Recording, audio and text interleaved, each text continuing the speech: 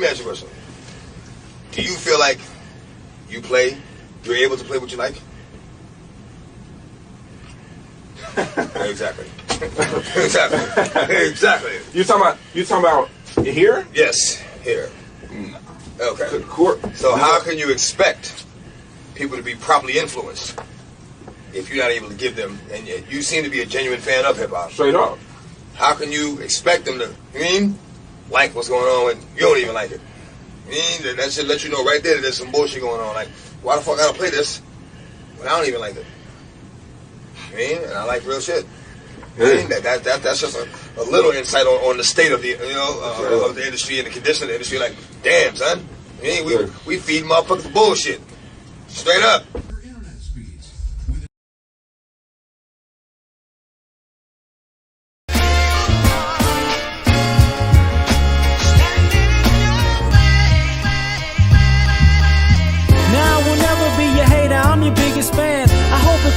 Place just how you planned it. Life could put you in a pickle, just make sure it's kosher. Lean on me like Bill Withers until you smell the roses. What's happening, fam? L.A.R. movement, still moving. Subscribe or die trying. You see the thumbnail, more important, you saw the clip. How corporations kill hip hop. You saw the clip with DMX. I'm glad I had that. I got another one with Tariq Nasheed, but I'm not going to use it for microphone check. Shout out to microphone check. When he was saying, you had other, now in a lot of hip hop stations, it's full of people who aren't black, just playing black music. And that's why, and that's a problem. There's no balance.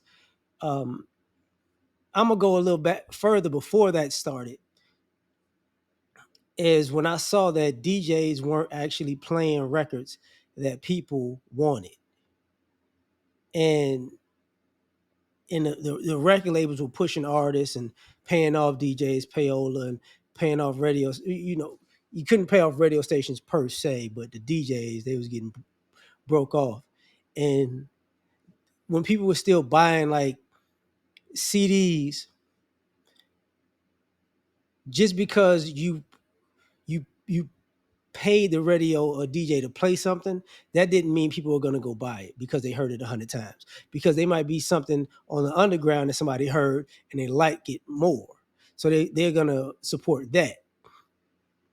So that's how you got sometimes in the underground, people got the buzz because people liked what people were doing and DJs knew what was going on.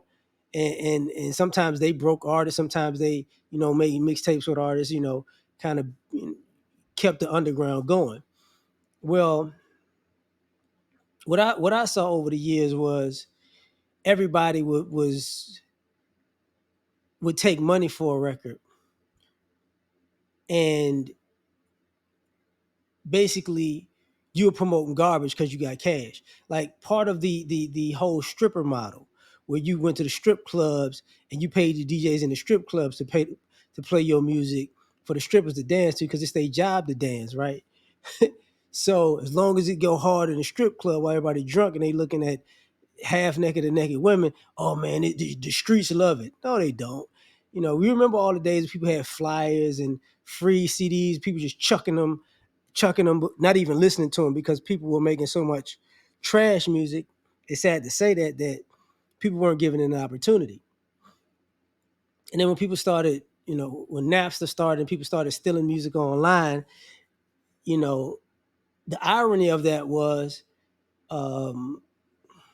that piracy was actually the new underground because, the DJs wouldn't, they kind of was slowly leaving the underground alone.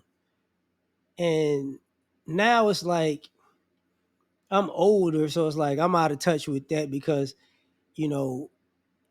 to me, what it looks like is the best artists who are probably on the underground and they're not getting to the labels or blowing up. And this is why I'm saying how corporations, killed hip hop is when you listen to black artists in particular, even outside of hip hop, and you can go back as far as you want to, record labels would this is what the people want and this is what they like. And you find these artists these black artists arguing with these labels to put out certain records. And a lot of your favorite artists, your most successful artists, they weren't going with the label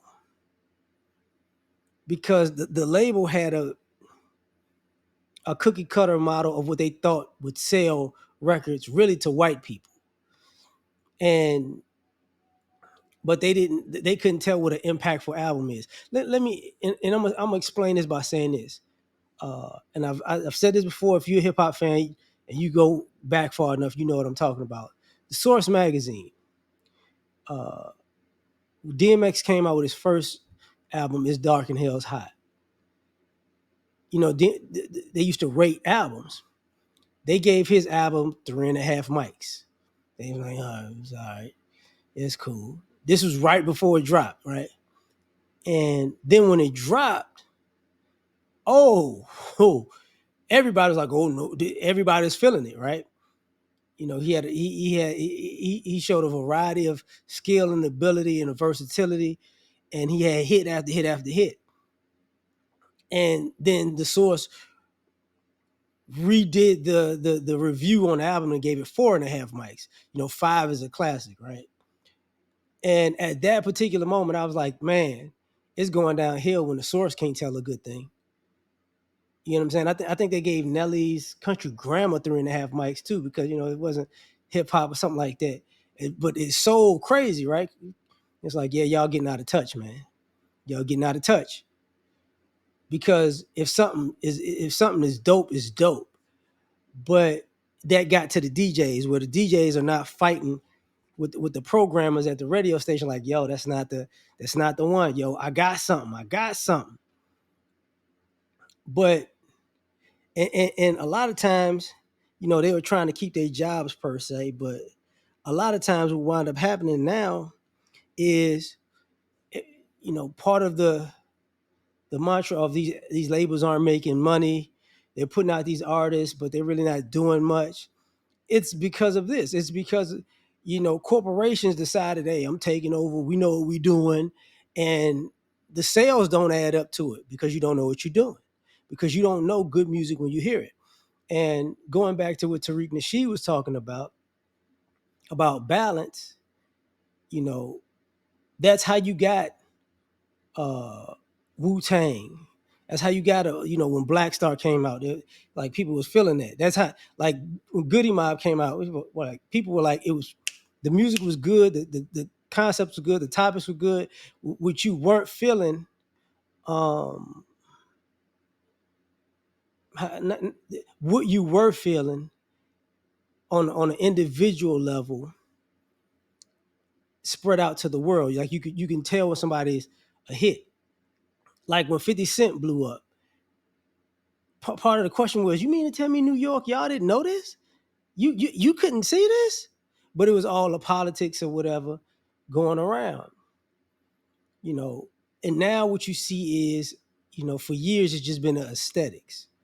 This person looks like they rap. This person dressed this way. They, you know, they wear the jewelry this way. They, you know, they make these poses. They rap about these things, and it's like, but they're not good.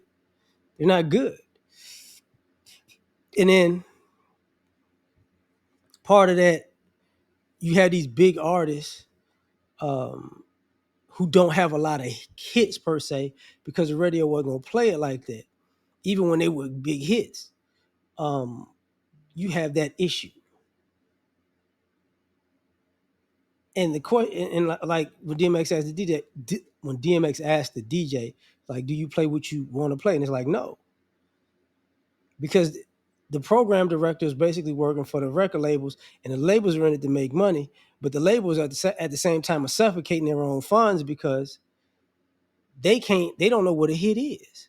And then you get somebody black who's who knows that these people don't know what a hit is, to kind of be the middleman just to fleece the record label and not actually push forward the culture. You know, you got that too. So like corporations killed it because these people thought they knew what they were doing. And you can tell they don't know what they're doing in every genre of music. Because what you see now is a remake of a remake of a remake. A person is just a carbon copy of this person or that person. Like what's happening with hip hop is what you see in movies and television. When if you've seen 10 movies or 10 TV shows, you can pretty much predict what's going to happen on these movies and shows because they just follow the same arc over and over again. Whether the characters are old, the characters are owed to an old actor, it's just a new spin on it, or it's a bunch of regurgitated stuff.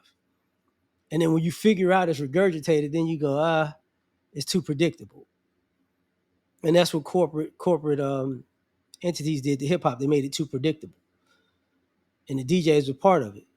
And now, like when people go out, that's part of the issue with short attention spans and the quote unquote vibe being low is because the DJs don't even have their posts on what's hot anymore or what's good anymore because I think in a sense they've lost the trust of the underground artists.